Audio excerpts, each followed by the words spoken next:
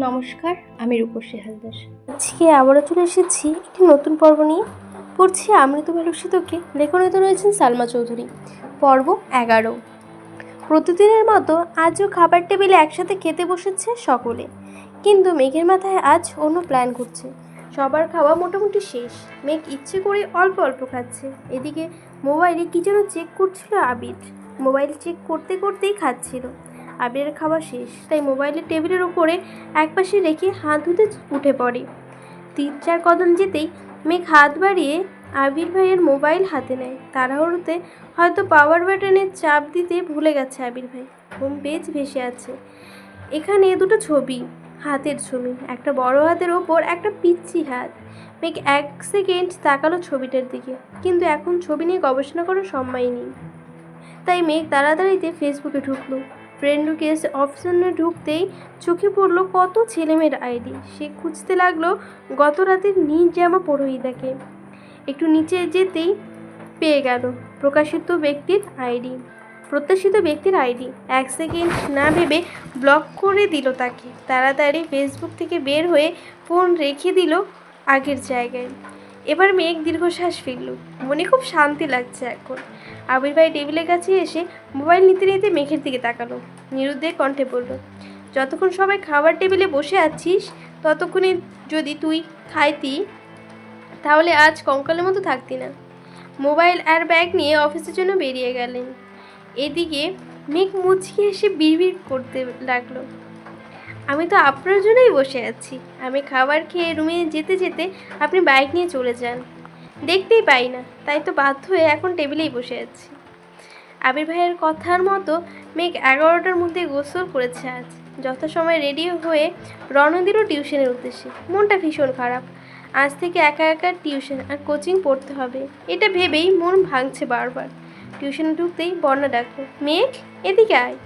মেঘ চোখ গোল গোল করে অবাক চোখে তাকালো। ছুটে গেল বর্ণার কাছে। মেঘ, তুই এসবে টিউশনে কেন? আগের ব্যাচে পড়ছিস না? বর্ণা, কিভাবে পড়বো? তোর বেস্ট ফ্রেন্ড হয়েছি। তোর ভোগান্তি তো আমাকেও ভুগতেই হবে। মেঘ, মানে?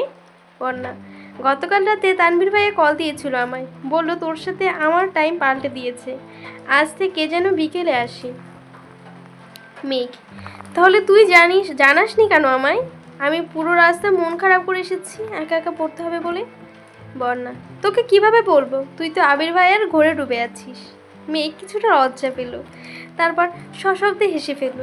জানিস বর্ণা, আমার হিজাবটা আবির ভাই কিনে দিয়েছে। শুধু এটাই না, সর্বমোট 30টা হিজাব কিনে দিয়েছে। শুধু তাই না, দেখ আমার পায়ের নুপুরগুলো, এগুলো আবির ভাই দিয়েছে। তাও আবার নিজের হাতে পরিয়ে দিয়েছে। দেখ সুন্দর না?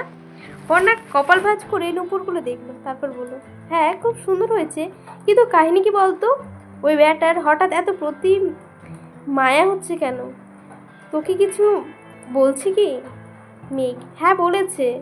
আমি কই যাই তা পর্যবেক্ষণ করতে নপুর দিয়েছে। বর্ণা হাঁ করে তাকায় আছে। তারপর ততক্ষণে স্যার পড়াতে চলে এসেছে। টিউশন কোচিং শেষ করে মেঘ বাসার উদ্দেশ্যে চলে গেছে। সন্ধ্যার পর আবার জান্নাত আপু আসবে, পড়া রিভিশন দিতে হবে। জান্নাত আপু শুক্রবার শনিবার বাদ দিয়ে 5 দিনই পড়ান। জান্নাত আপু খুব ভালো পড়ান। মেঘ ওনার ভক্ত হয়ে গেছে একেবারে। জান্নাত আপু মেঘকে খুব আদর করেন। পড়াশোনার পাশাপাশি কীভাবে পড়লে ভালো হবে, রুটিন করা, সব কিছুতেই হেল্প করেন। এই জন্য মেঘ ইদানিং পড়াশোনাতেও গুরুত্ব দিচ্ছে বেশি করে। এভাবে কেটে গেল 10 থেকে 12 দিন। আবিরের সাথে মেঘের প্রতিদিন সকালে খাবার টেবিলে দেখা হয়। মাঝে মাঝে মেঘ আগে আসে, মাঝে মাঝে আবির আগে চলে আসে, তারপরও দেখা হয়। এতেই যেন মেঘের মন সারাদিন প্রশান্তি কাজ করে। আবির বাড়ি ফেরে 11টা থেকে 12টার দিকে। আবিরের বাইকে শব্দ পেলে মেঘ ছুটে যায় নিজের রুমের বারান্দায়। হেলমেটটা খুলে যখন বাইক থেকে নামে, মেঘ গভীর মনোযোগ দিয়ে দেখে সে দৃশ্য আর গুনগুন করে গান করে। তারপর বাড়িতে ঢোকার আগ পর্যন্ত যতক্ষণ সম্ভব তাকিয়ে থাকে আবির ভাইকে দেখে। আবির ভাই বাড়িতে ঢুকে গেলে হাসি মুখে ঘুমিয়ে পড়ে মেঘ। এটা যেন মেঘের দৈনিক রুটিন। কেন আবির ভাইকে দেখে তার কোনো উত্তর নেই অষ্টাদশীর কাছে। আবির ভাই কি শুধুই তার ক্রাশ, নাকি আবির ভাইকে ভালোবাসে এর উত্তর নিজেও খুঁজে পায় না। তবে আবির ভাইকে অসম্ভব ভালো লাগে। আবির ভাইয়ের শীতল চাহনি বারংবার অষ্টাদশীর হৃদয়টা চূর্ণ বিচূর্ণ করে। আবির ভাই অষ্টাদশীর মন মস্তিষ্ক জুড়ে বিচরণ করছে। 10 থেকে 12 দিন পর সকালবেলায় আবির জুসের গ্লাসে হাত দিয়ে চুমুক দিয়েও খেলো কি না আলী মোহাম্মদ খান বলে উঠলেন, আবির তোকে একটু চট্টগ্রামে যেতে হবে। আবির তৎক্ষণাৎ ভীষণ খেলো। তানভি তাড়াতাড়ি বলে উঠল, ভাইয়ের মাথায় ফু দিয়ে উঠছে। রান্নাঘর থেকে ছুটে এলেন মালিহা খান। এদিকে মেঘ অসহায়ের মতো তাকিয়ে আছে আবির ভাইয়ের দিকে। কিছুক্ষণ পর আবির স্বাভাবিক হয়ে বলল, আমি চট্টগ্রামে গিয়ে কী করব? আলী আহমেদ খান স্বাভাবিকভাবেই বললেন, আমাদের কোম্পানিতে কিছু সমস্যা হচ্ছে, কিছু ডিলার ঝামেলা করছে শুনলাম। তোর কাকামণিকে সিলেটে যেতে হবে। কোম্পানির সিও হিসেবে এখন দায়িত্ব তোর ওপরে পড়ে আছে। তুই কথা বললে আশা করি সমাধান হবে। ডিলাররা অর্ডার ডেলিভারি করা পর্যন্ত তুই ওখানেই থাকবি। যদি সব ঠিকঠাক হয়ে যায় তখন চলে আসিস। আবির এক পলক মেঘের দিকে তাকালো, তারপর দৃষ্টি নামিয়ে প্রশ্ন করলো, কবে যেতে হবে? আলী আহমেদ খান সহসা উত্তর বললেন, আজ রাতে অথবা আগামীকাল সকালে চলে গেলেই ভালো হবে। আবির চুপচাপ মাথা নিচু করে বসে আছে। আলী আহমেদ খান আর মোজাম্মেল খান উঠে গেলেন। তানভীর এবার ভাইকে বলল, ভাইয়া তোমার কি একা যেতে খারাপ লাগবে? আমি কি যাব তোমার সাথে? আবির অগ্নিদৃষ্টিতে তাকালো তানভীরের দিকে, দাঁতে দাঁত চেপে বিড়বিড় করে কি যেন বলল। কিছু বুঝল না, কিন্তু তানভীর সশব্দে হেসে উঠল। আবির আবারও রাগে ফুঁসতে ফুঁসতে বলল, তানভীর। তানভীর হাসতে হাসতে চেয়ার থেকে উঠে বেসিনের দিকে দৌড় দিল। আবির অগ্নিদৃষ্টিতে তাকিয়ে আছে তানভীরের দিকে, তারপর মাথা নিচু করে প্লেটের খাবারটা কোনো রকমে শেষ করে উঠে চলে গেল। এদিকে মেঘ, মিম, আদি বসে আছে। আদি আর মিম প্ল্যান করেছে আবির ভাইয়াকে বলবে কক্সবাজারে গেলে ওদের জন্য খেলনা আনতে, সাজনি শামুক নিয়ে আসতে। মেঘ নিশ্চুপ বসে খাচ্ছে আবির ভাইকে দেখার জন্য। এখন সে প্রতিদিন ফজরের সময় ঘুম থেকে ওঠে, রাতে ঘুমানোর আগেও পর্যন্ত আবির ভাইকে দেখে ঘুমায়। আবির ভাই চট্টগ্রামে চলে গেলে ও থাকবে কি করে? মিম হঠাৎ বলে উঠল, আপু ভাইয়াকে তুমি কি আনতে বলবা? মিমের ডাকে ধ্যান ভাঙলো মেঘের, একটু হাসার চেষ্টা করলো, তারপর কোমল কণ্ঠে বলল, আমার কিচ্ছু লাগবে না। সারাদিন কেটে গেল। মেঘের নিজের মতো কোচিং টিউশন শেষ করে এসেছে। মিমাদি স্কুল থেকে ফিরেছে। আবির 8টায় বাসায় ফিরেছে। ততক্ষণে জান্নাত আপু পড়িয়ে চলে গেছে। মেঘ বই খাতা নিয়ে নিজের রুমে চলে গেছে। রাত 10টার দিকে চট্টগ্রামের উদ্দেশ্যে বেরিয়ে যাবে আবির। রুমে গিয়ে শাওয়ার শেষ করে একেবারে রেডি হয়ে রুম থেকে বেরোলো আবির। মেঘের রুমে দরজার সামনে এসে থামলো। দরজাটা ধাক্কা দিল আস্তে করে। মেঘ বিছানায় উপর হয়ে শুয়ে আছে, পাশে বই হাতা পড়ে আছে। ফ্যানের বাতাসে পৃষ্ঠাগুলো উঠছে। জান্নাত আপু যাওয়ার পরই রুমে এসে শুয়েছিল। আবির আস্তে করে ডাকলো, মেঘ। কোনো সাড়া নেই। তাই রুমের ভেতরে ঢুকলো আবির। শান্ত পায়ে এগিয়ে গেল মেঘের কাছে। মেঘের মুখের একপাশে বিছানায় লেপ্টে আছে।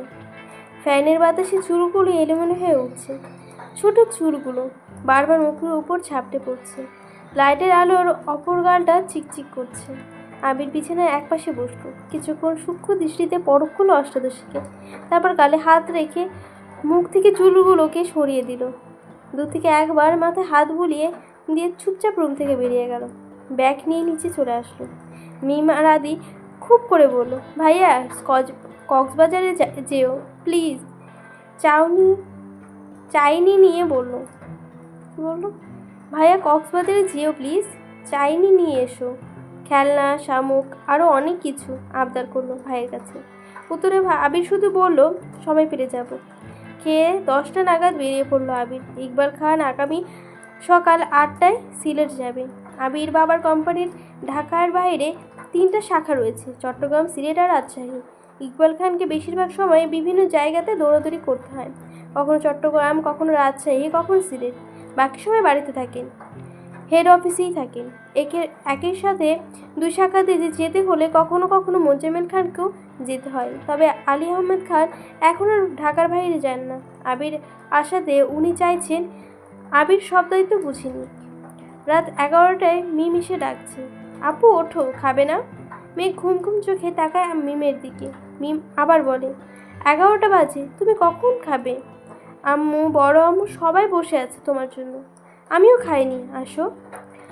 11টা শুনে মেঘের ঘুম উধাও হয়ে গেছে। সহসা মনটা খারাপ হলো। চিন্তিত স্বরে বলল, আবির ভাই কি চলে গেছে? মিম হাসি মুখে বলল, হ্যাঁ, ভাইয়া তো 10টার আগেই চলে গেছে। আমি আর আদি বলে দিয়েছি তোমার জন্য আমার জন্য খেলনা, গিফট, চাটনি চাটনি নিয়ে আসতে। তোমার জন্য আনতে বলেছি। ভাইয়া বলেছে সময় পেলে যাবে কক্সবাজারে। মেঘের মনটা চূর্ণ বিচূর্ণ হয়ে গেছে। মনে মনে ভাবছে, কেন সে শুতে গেল? না শুলে সে ঘুমিয়ে পড়তো না। আবির ভাইকে দেখতে পারতাম। আমি ঘুমিয়েছিলাম তাতে কি? আবির ভাইয়া কি আমায় বলে যেতে পারতো না? মিম আবার ডাকলো, আপু আসো, খেতে যাই। মেয়ে কঠিন স্বরে বলল, আমার খিদে নেই, খাবো না। তুই খেয়ে নে, ওদের বল খেয়ে নিতে, আমি ঘুমাবো। আর লাইটটা অফ করে দিয়ে যা। মেয়ে মন খারাপ করে চুপচাপ লাইট অফ করে দিয়ে চলে গেল। এদিকে মেঘ ফুপিয়ে ফুপিয়ে কাচ্ছে। কিছুক্ষণ পর নিজে নিজেই ভাবছে, আবির ভাই তো আমায় নিয়ে ভাবেই না। ভাবলে তো আমাকে ডেকে বলেই যেত। তাহলে আমি কেন ওনার জন্য কান্না করছি? আর কাঁদবো না আমি। কিছুক্ষণ পর থামলো। খুব খিদে পাচ্ছে, কিন্তু সে খাবে না। বড্ড অভিমান জমেছে বুকে। এভাবে ঘুমিয়ে পড়লো আবারও। ভোরবেলাও উঠল না মেঘ। 8টার উপরে বাজে। খাবার টেবিলেও আসেনি। বাধ্য হয়ে মোজাম্মেল খান নিচে গেলেন মেঘকে ডাকতে। মেঘ তখনও ঘুমে। আব্বুটাকে ঘুম ভাঙল মেঘের। 10 মিনিটের মধ্যে ফ্রেশ হয়ে নিচে আসলো। খাবার টেবিলে আবির ভাই নেই দেখে মনটা খারাপ হলো। কাকিমণিও সকাল সকাল সিলেটের উদ্দেশ্যে রওনা দিয়েছে। চুপচাপ খেয়ে বসছে মেঘ, কিন্তু গলা দিয়ে খাবার নামছে না। কোনো রকমে অল্প কিছু খেয়ে উঠে পড়লো। রুমে গিয়ে পড়ার চেষ্টা করলো, কিন্তু পড়া মাথায় ঢুকছে না। মাথায় শুধু আবির ভাই ঘুরছে। আবির ভাই কেন বলে গেল না? এখন আবির ভাই কোথায় আছেন, খেয়েছেন কি না, এসব চিন্তায় ব্যস্ত হলো। একটু পর ডাটা অন করে ফেসবুকে ঢুকেছে, কিন্তু আবির ভাই নেটে নেই। কোনো আপডেটও নেই। 10 মিনিট পর পর মেঘ ফেসবুকে চেক করছে, কিন্তু তাতে কোনো লাভ হচ্ছে না। সারাদিন গেল, এই পড়তে বসেছে, এই আবার ফোন চেক করছে। বিকেল নাগাদ কোনো খবর না পাওয়াতে মন খারাপ করে ঘুমিয়ে পড়ল। আবির চট্টগ্রামে এসে অফিসের কাজে ব্যস্ত হয়ে পড়েছে। বাসা থেকে আবিরের আম্মু কল দিয়ে খোঁজ নিয়েছে ছেলের। এছাড়া মোজাম্মেল খান কাজের জন্য কয়েকবার কল দিয়েছে আবিরকে।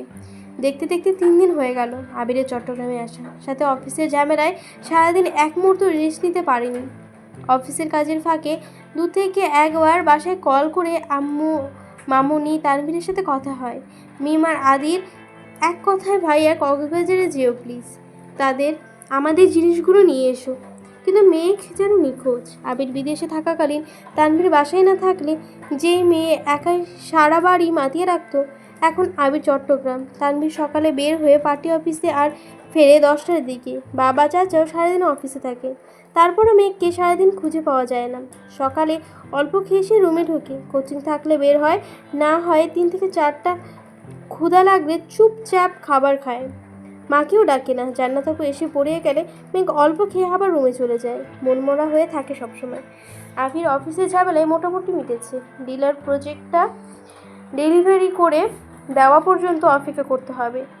2 দিন ফ্রি থাকাতে মিম আর আদির কথা মনে পড়ে কক্সবাজারে গেল। এর আগে কখনো কক্সবাজারে যায়নি আবির। এটাই জীবনে প্রথমবার। 5 স্টার হোটেলে রুম নিয়েছে। ফ্রেশ হতে হতে বিকেল হয়ে গেছে। সমুদ্র সৈকতে দাঁড়িয়ে আছে আবির। প্রাকৃতিক সৌন্দর্যের স্পষ্ট রূপ নিয়েছে সজ্জিত বিশ্বের দীর্ঘতম সমুদ্র সৈকত কক্সবাজার। কক্সবাজারের সূর্যাস্তের ছবি প্রায় সবারই স্মৃতি হিসেবে রেখেছেন নিজেদের মোবাইল বা ফোনের প্রতিটা বাড়ির দেওয়ালে। আবির সমুদ্রের ঢেউয়ের সঙ্গে গধূলির বেলার সূর্যাস্ত দেখে বিমোহিত। অসংখ্য প্রাপ্তি, ক্লান্তি, হতাশা বিকীর্ণ হয়ে আছে আবিরের মনে। সমুদ্রের পানিতে অস্তমিত সূর্যের অপরূপ দৃশ্য উপভোগ করছে। কিছুক্ষণ পর আবিরের ফোনে কল আসে। পকেট থেকে ফোন বের করে দেখে তানভীরের কল। রিসিভ করে তানভীর, আসসালামু আলাইকুম ভাইয়া। আবির, ওয়ালাইকুম আসসালাম। তানভীর, কোথায় আছো? আবির, কক্সবাজারে আসছি আজ। কেন? তানভীর, একটু দরকার ছিল। আবির, বল। তানভীর, এমপির মেয়ে নাকি তোমায় রিকোয়েস্ট দিয়েছিল, তুমি নাকি তাকে ব্লক করে দিয়েছো। আজ এমপির বাসায় গিয়েছিলাম, মেয়ে তো তোমার কথা জিজ্ঞাসা করছে আমায়। আবির, তুই কি বলেছিস? তানভীর, প্রথমে তো এমনিতেই বোঝার চেষ্টা করেছি, কিন্তু মানতে চাই না, তাই বাধ্য হয়ে বলছি তুমি আরেকজনকে পছন্দ করো, তার সাথে তোমার বিয়ে ঠিক। আবির: আচ্ছা ঠিক আছে। তানবীর: কিন্তু একটা সমস্যা আছে ভাইয়া। আবির: আবার কি সমস্যা? তানবীর: এমপির মেয়ে যদি এমপিকে বলে আর উনি যদি আমায় জিজ্ঞাসা করে তখন আমি কি বলবো? যদি মেয়ের কথা জিজ্ঞাসা করে তখন আমি কি বলবো? আবির: প্রথমত এমপি কোনো সময় এসব বিষয় নিয়ে মাথা ঘামাবে না, আর যদি শোনে ছেলে অন্য কাউকে পছন্দ করে তাহলে আরও কিছু বলবে না। তানভীর: তারপরে যদি জিজ্ঞাসা করে ফেলে তখন কি বলবো? আবির: বলবি তোর বোনের সাথে বিয়ে ঠিক। তানভীর: তারপর? আবির: তারপর আবার কি, বাকিটা আমি সামলে নেব। তানভীর: যদি ফোর্স করে? আবির একটু গম্ভীর কণ্ঠে বলে উঠল: বেকুনের মতো কথা বলিস না তানভীর। এমপির মেয়ে হোক আর মন্ত্রীর মেয়ে, তার জন্য কি তুই নিজের ভালোবাসা কোরবানি করবি নাকি আজব? তানভীর আর কথা বাড়ল না। তানভীর: আচ্ছা ভাইয়া, রাখি তাহলে, আল্লাহ হাফিজ। আবির: আল্লাহ হাফিজ। কল কেটে আবির ডাটা অন করে ফেসবুকে ঢোকে। কেন জানি মনে হলো ব্লক লিস্ট চেক করবে। ব্লক লিস্টে ঢুকতেই চোখে পড়লো প্রথম আইডিতেই ওই মেয়ের। 2 সেকেন্ড ভাবলো সে তো শুধু কমেন্ট ডিলিট করেছিল, ব্লক তো করেনি। এটা যে মেঘের কাজ তা বুঝতে বেশিক্ষণ সময় লাগলো না। কিন্তু মেঘ ফোন পেলো কোথায়? আরও কিছুক্ষণ ভাবার পরে মনে হলো টেবিলের ওপর ফোন রেখে যাওয়ার ঘটনা। তার মধ্যে সেদিনই ব্লক করেছে। অজান্তে টোটাল করে এক চিলতে মুচকি হাসির ঝলক দেখা গেল। আস্তে আস্তে বলল: এই সামান্য বিষয়ে জ্বলে উঠলে সইবি কীভাবে এত ঝড়ঝঞ্ঝা? এত তাড়াতাড়ি তোকে আমার করে নিব না, আবার খুব বেশি কষ্ট দেব না তোকে। অন্ধকার নেমেছে পিছে, একটু হাঁটাহাঁটি করলো আবির।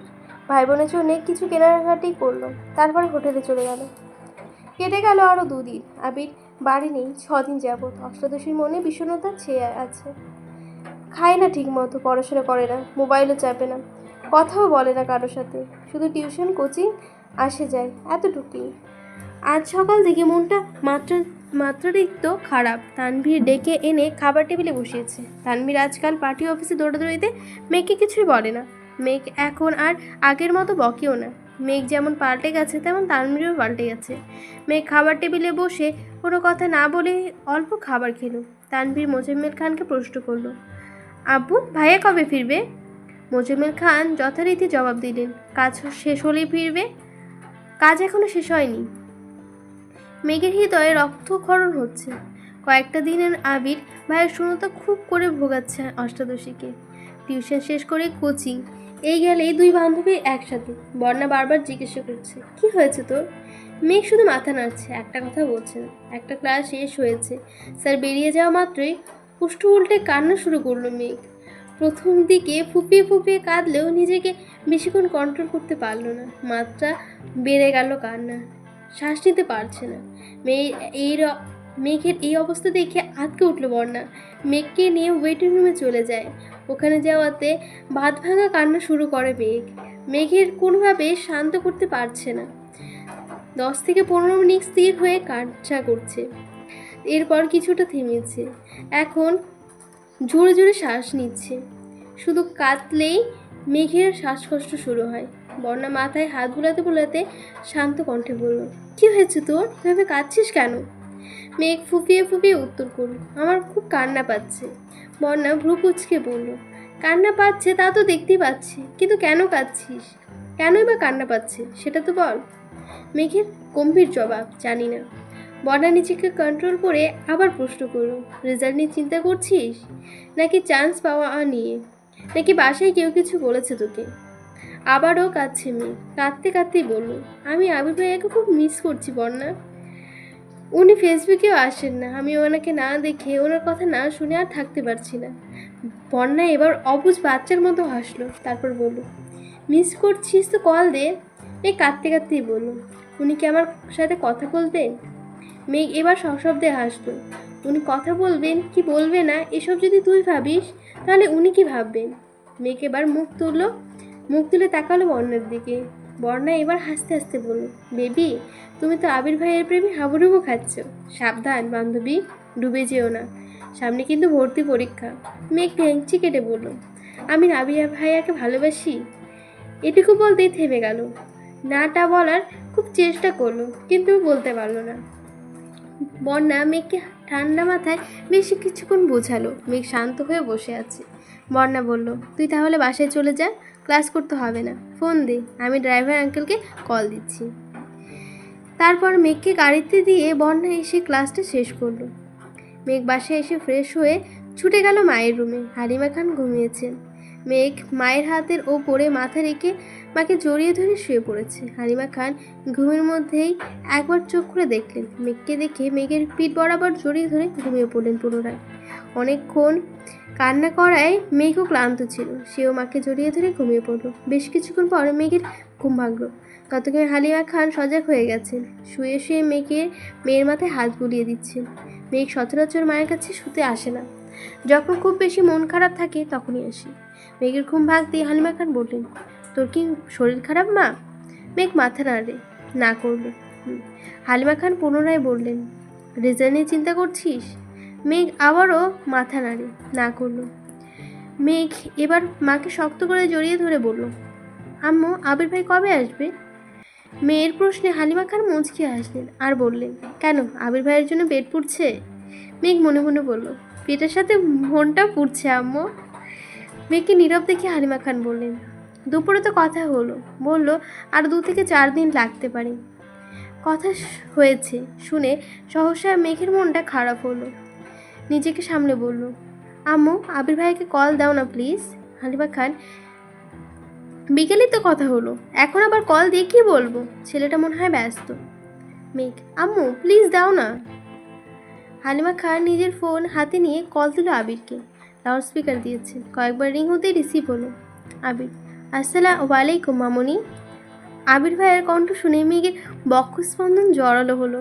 হালিমা খান, ওয়ালাইকুম আসসালাম, ব্যস্ত আছিস বাবা? আবির, হ্যাঁ কিছুটা, কেন? হালিমা খান, মেঘে একটু কথা বলবে তোর সাথে। আবির, ঠিক আছে দাও। হালিমা খান মেঘের দিকে ফোন এগিয়ে দিলেন। মেঘ কাপা কাপা হাতে ফোন নিল। সঙ্গে সঙ্গে লাউডস্পিকারে অফ করে দিল মেঘ। মেঘ ধীর কণ্ঠে বলল, হ্যালো। আবির তৎক্ষণাৎ রেগে মেঘে বলল, হ্যালো কী রে, প্রথমে কল দিয়ে সালাম দিতে হয়, এটাও জানিস না? মেঘে ধমকে চুপসে গেল মুখটা। আস্তে ধীরে বলল, আসসালামু আলাইকুম। আবির গম্ভীর কণ্ঠে উত্তর দিল, ওয়ালাইকুম আসসালাম। মেঘ এবার কাপা কাপা গলায় বলল, কেমন আছেন আবির ভাই? আবির কিছুটা স্বাভাবিক হয়ে বলল, আলহামদুলিল্লাহ ভালো, তুই কেমন আছিস? মেঘ দীর্ঘশ্বাস ফেলে উত্তর দিল, আলহামদুলিল্লাহ। দুজনেই কয়েক সেকেন্ড নীরবতা পালন করলো। আবির নীরবতা ভেঙে রাশভারী কণ্ঠে শুধালো, তোর ফোন দিয়ে কল দিতে পারছিস না? মামুনির ফোন দিয়ে কেন দিতে হলো কল তোকে? মুখের ওপর মেঘ বলে ফেলল, আপনার নাম্বার নেই আমার কাছে। আবির এবার দীর্ঘশ্বাস ফেলল, গম্ভীর কণ্ঠে জবাব দিল, রাখছি, ব্যস্ত আছি আমি। এই বলে কল কেটে দিল। মেঘ আহম্মকের মতো ফোনের দিকে তাকিয়ে রইল। বুঝে উঠতে পারল না ব্যাপারটা। আবির ভাইয়ের নাম্বার নেই এই কথাটা শুনে রেখে দিল নাকি সত্যিই ব্যস্ত, এটা ভেবে পাচ্ছে না অষ্টাদশী। ফোন স্ক্রিনে ভেসে আছে আবির নামে সেভ করা নাম্বারটা। মেঘ মনে মনে নাম্বারটা মুখস্থ করতে ব্যস্ত হলো। এরপর মাকে ফোন দিয়ে নিচের রুমে গিয়ে দৌড়ে চলে গেল। নিজের ফোনে আবির ভাইয়ের নাম্বারটা লিখে নামের অপশানে লিখল, আমার আবির সাথে লাভ ইমোজি কিছুটা দূরে লিখলো ভাই। সেভ করলো নাম্বারটা। পর্বটা এখানে শেষ হয়ে গেল। কেমন হয়েছে অবশ্যই জানাবেন। ভালো হলে অবশ্যই লাইক এবং সাবস্ক্রাইব করে দেবেন। আজকে ধন্যবাদ।